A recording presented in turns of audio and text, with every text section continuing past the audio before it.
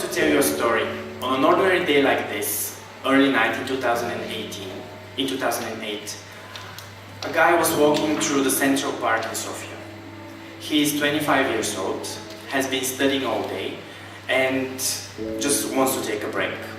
He's kissing his mother goodbye and saying he'll be back soon. It's just that he never returned.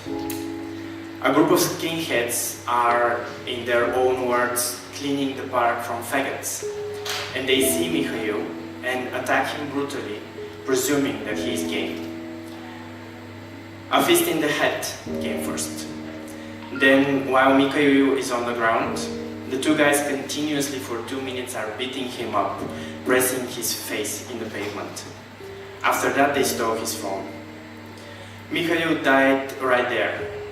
The murderers remained unknown for 2 years after the brutal hate crime and were caught by accident by the authorities with the same stolen phone in them.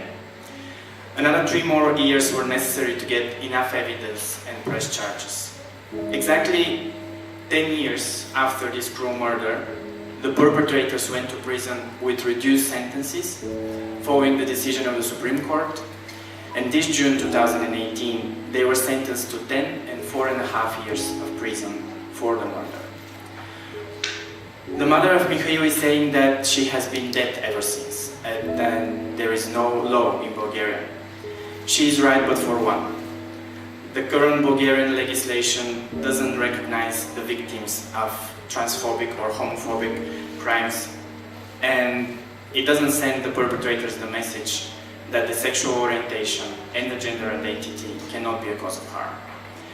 This is why this conference today is so significant, not just for us as activists, not just for the local government, not just for the European Union, but I believe for the mother of Mikhail, and for every other mother who can be in her shoes one day. It is an old principle of the law that actually all human rights are indivisible. They are one. So when you infringe one right, you actually infringe all of them. So whenever a state fails to defend any citizen, any human right, it is actually failing an obligation under the international law, which is a very serious issue. We are pleased as a Commission that currently a vast majority of 21 member states criminal law legislation already covers homophobic and transphobic hate crimes, and we encourage the other member states to include this in the legislation as well. All crimes, hate crimes, all of them should be criminalized. And this is absolutely the position of the institution of the Ombudsman. The lack of legislation and efficient legislation and efficient mechanisms for protection of these crimes actually makes a gap and prevents from punishing of people who are guilty of committing such crimes, but this also prevents the prevention of such crimes. It also prevents the raising awareness in society that this is a problem, that this behavior is not something common, this is a crime. But the reasons are not only limited to laws. So underreporting is found also in countries such as Belgium or Spain or the UK, where the law is quite effective. But people quite often still lack trust in institutions altogether. In some countries, for example the UK, homosexuality was decriminalized quite recently actually. So some people may still remember the very hostile relationship with the police.